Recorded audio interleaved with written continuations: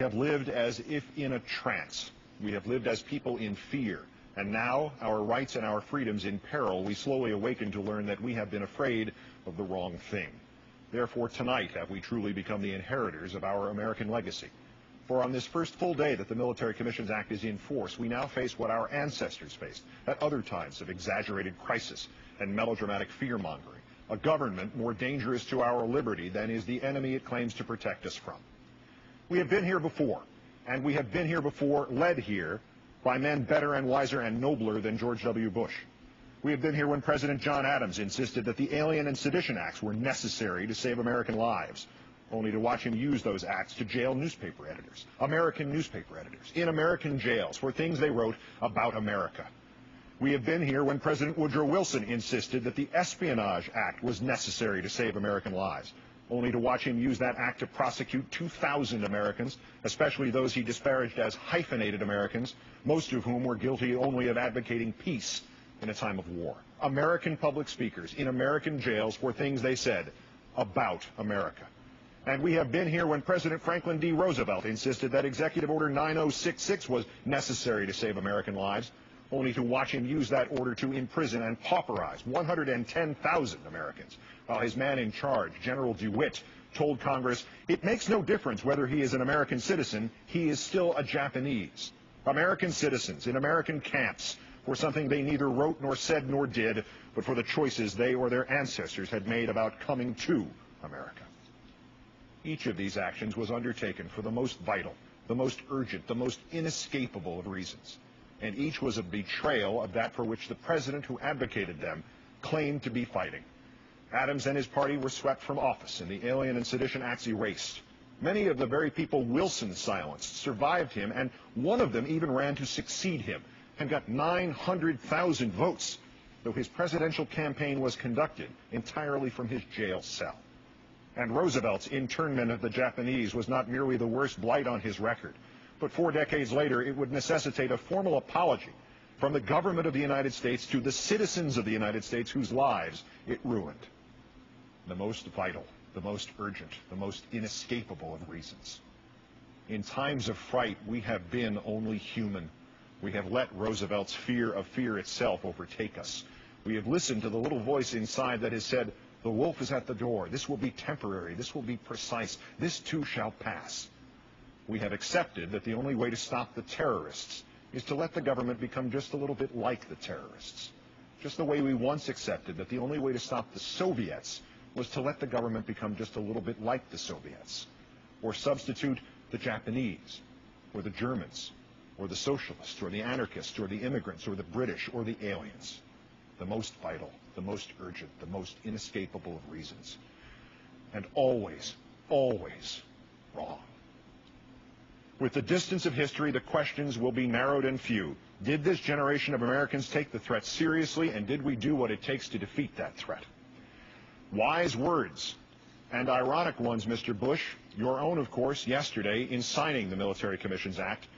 You spoke so much more than you know, sir. Sadly, of course, the distance of history will recognize that the threat this generation of Americans needed to take seriously was you. We have a long and painful history of ignoring the prophecy attributed to Benjamin Franklin that those who would give up essential liberty to purchase a little temporary safety deserved neither liberty nor safety.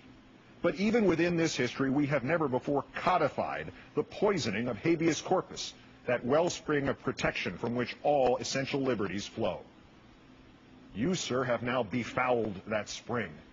You, sir, have now given us chaos and called it order. You, sir, have now imposed subjugation and called it freedom, for the most vital, the most urgent, the most inescapable of reasons. And again, Mr. Bush, all of them wrong. We have handed a blank check drawn against our own freedom to a man who has said it is unacceptable to compare anything this country has ever done to anything the terrorists have ever done. We have handed a blank check drawn against our own freedom to a man who has insisted again that the United States does not torture. It's against our laws and it's against our values. And who has said that with a straight face, while the pictures from Abu Ghraib prison and the stories of waterboarding figuratively fade in and out around him. We have handed a blank check drawn against our own freedom to a man who may now, if he so decides, declare not merely any non-American citizens unlawful enemy combatants and ship them somewhere, anywhere, but may now, if he so decides, declare you an unlawful enemy combatant and ship you somewhere, anywhere. And if you think this hyperbole or hysteria, ask the newspaper editors when John Adams was president, or the pacifists when Woodrow Wilson was president, or the Japanese at Manzanar when Franklin Roosevelt was president. And if you somehow think habeas corpus has not been suspended for American citizens, but only for everybody else, ask yourself this. If you are pulled off the street tomorrow and they call you an alien, or an undocumented immigrant, or an unlawful enemy combatant, exactly how are you going to convince them to give you a court hearing to prove you are not? Do you think this Attorney General is going to help you? This president now has his blank check. He lied to get it. He lied as he received it. Is there any reason to even hope that he has not lied about how he intends to use it, nor who he intends to use it against? These military commissions will provide a fair trial, you told us yesterday, Mr. Bush, in which the accused are presumed innocent, have access to an attorney, and can hear all the evidence against them. Presumed innocent, Mr. Bush. The very piece of paper you signed as you said that allows for detainees to be abused up to the point just before they sustain serious mental and physical trauma in the hope of getting them to incriminate themselves. And they may no longer even invoke the Geneva Conventions in their own defense. Access to an attorney, Mr. Bush? Lieutenant Commander Charles Swift said on this program, sir, and to the Supreme Court, that he was only granted access to his detainee defendant on the promise that the detainee would plead guilty. Hearing all the evidence, Mr. Bush, the Military Commissions Act specifically permits the introduction of classified evidence not made available to the defense. Your words are lies, sir. They are lies that imperil us all. One of the terrorists believed to have planned the 9/11 attacks, you told us yesterday, said he hoped the attacks would be the beginning of the end of America. That terrorist, sir, could only hope. Not his actions nor the actions of a ceaseless line of terrorists, real or imagined, could measure up to what you have wrought. Habeas corpus, gone. The Geneva Conventions, optional. The moral force we shined outwards to the world as an eternal beacon and inwards at ourselves as an eternal protection, snuffed out. These things you have done, Mr. Bush, they would constitute the beginning of the end of America.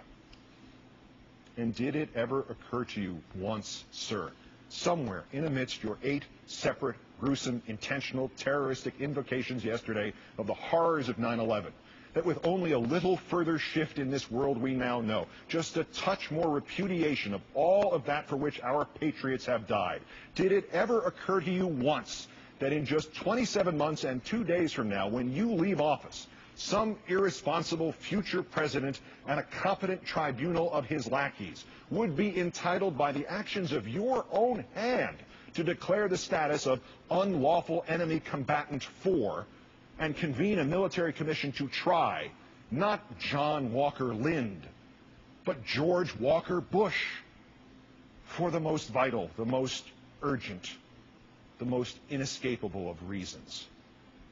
And doubtless, sir, all of them, as always, wrong.